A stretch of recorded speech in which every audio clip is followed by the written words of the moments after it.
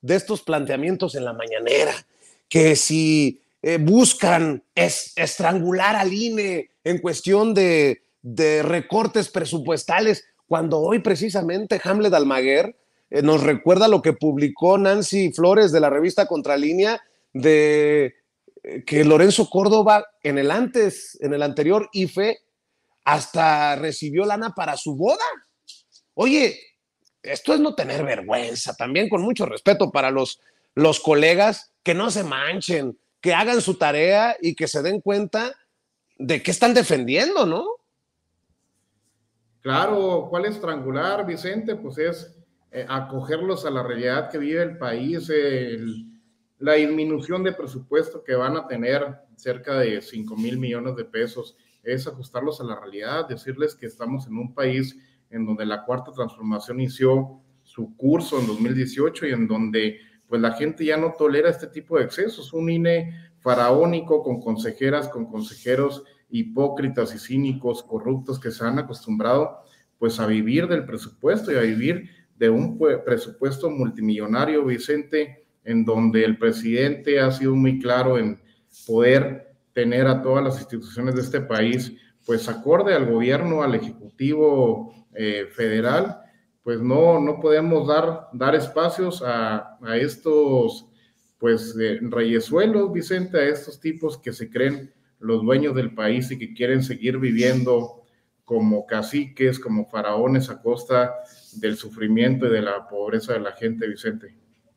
Así es, Norman, en este sentido el presidente pide que no simulen, que no engañen, que no es el INE, que no son demócratas y lo que buscan es proteger privilegios, algo que hemos venido advirtiendo ya por mucho tiempo en espacios como Sin Censura y en mesas de diálogo como esta, mi querido Norman. Fíjate que hay cosas que por lo menos son raras. Todos sabemos, y no es ocioso repetirlo y decirlo tantas veces como sea necesario, que el INE hizo una encuesta. Y en la encuesta, en su propia encuesta, 9 de 10 mexicanos le pidieron o optaron por la reforma electoral del presidente de la República. A ver, aquí podemos sentarnos y platicar acerca de la forma, como decir, acerca de lo que integra el paquete de esta iniciativa de reforma electoral. Y lo conocemos, y todos tienen sentido. Cualquier punto, el que sea, tiene sentido. Lo que yo quiero saber es a quiénes representan los partidos políticos en México.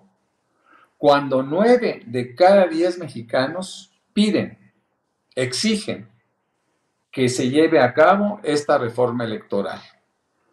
Es decir, nosotros sabemos que un diputado, y es importante que lo sepan los diputados que nos escuchan, y la gente, para que los presione.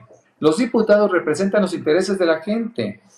Bueno, el interés de la gente es que haya una reforma electoral. 9 de cada 10 mexicanos piden, exigen que se haga una reforma electoral. ¿Por qué? Porque no soportan siquiera la posibilidad de saber que de sus bolsillos sale mantener a 200 diputados plurinominales que no tienen razón de ser. Ahí tenemos a Mariana Gómez del Campo y tenemos a la eterna Kenia Rabadán y gente, vividores, ¿no? Que no tienen sentido que estén en la política, porque además no aportan absolutamente nada. Sabemos también, y es importante puntualizarlo, que el voto mexicano es el más caro del mundo. No es posible que México, en una condición de competencia económica con el resto del mundo, sin ocupar el liderazgo, hay que decirlo, tenga que pagar el voto más caro del mundo. Solicitar 24,000 millones de pesos para mantener esta monarquía resulta pues lacerante, ¿no? Grosero, algo que no debiera de existir. Pero bueno, pero existe. Los consejeros, y lo sabemos muy bien, los consejeros y los magistrados del Tribunal Electoral del Poder Judicial de la Federación son o eran cuotas de partido, eran nombrados por los partidos, era gente incondicional de los partidos. ¿Cómo es posible que tú le pidas a un árbitro que actúe como tal si tiene un condicionamiento de los partidos que lo pusieron? Que por cierto ninguno lo puso Morena, ¿no? Ni siquiera la esposa de Santiago Nieto, que ella es panista y tiene una mentalidad panista, y lo vimos en sus resoluciones personales. Entonces es importante que se sepa, hasta ahora los consejeros, los 11 consejeros del Instituto Nacional Electoral y los miembros, los magistrados del Tribunal Electoral fueron impuestos, por cierto, por 9 años, por los partidos políticos o por los gobiernos en turno. Es importante que se termine con eso. Por eso la propuesta de que sea el legislativo quien haga la propuesta de que sean elegidos es decir, que ellos manden ternas y de esas ternas el pueblo elija, pues me parece razonable, sobre todo en el entendido que no queremos Santiago Escriles, que se decían apolíticos, que se decían consejeros ciudadanos y que terminaron involucrados en el peor partido de México, ¿no? En el PAN, además teniendo una actividad muy grotesca y una actividad muy cuestionable, por decirlo menos. Es importante retomar el tema también del financiamiento que se le da a los partidos para que sobrevivan. Eso es un absurdo. El presidente ha insistido mucho que los partidos políticos deben de sobrevivir a través de las cuotas de sus militantes. Ahora, hay que entender también una cosa. No hay muchos militantes pasionales, Vicente. En general, los militantes de los partidos son acomodaticios. Y me refiero a esos militantes que están en los puestos donde reciben un sueldo.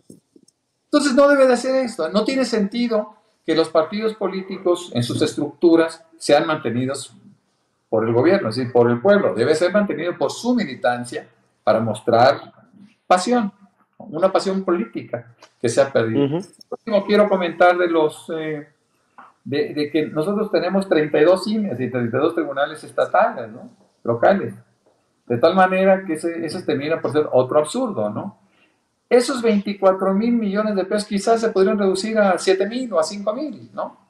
Y canalizarlos a obras fundamentales, ¿no? O a un gasto, no sé, en un programa social alterno, o fortalecerlo, no sé. Hay muchas formas de gastar el dinero, ¿no? Entonces, yo creo que todas las propuestas que están contenidas en esta reforma constitucional, esta reforma electoral constitucional, tienen sentido. Por eso, la circunstancia de que se puedan reunir nuevamente los partidos, sus coordinadores, y ofrecer cambios, ofrecer reformas a la reforma, pues se vale, forma parte también de la democracia. Lo único que yo no aceptaría, cuando menos en el corto plazo, por muchas razones, es la propuesta panista de la segunda vuelta. No es el momento, no es oportuno una segunda vuelta en nuestro país. Bueno, déjenme plantear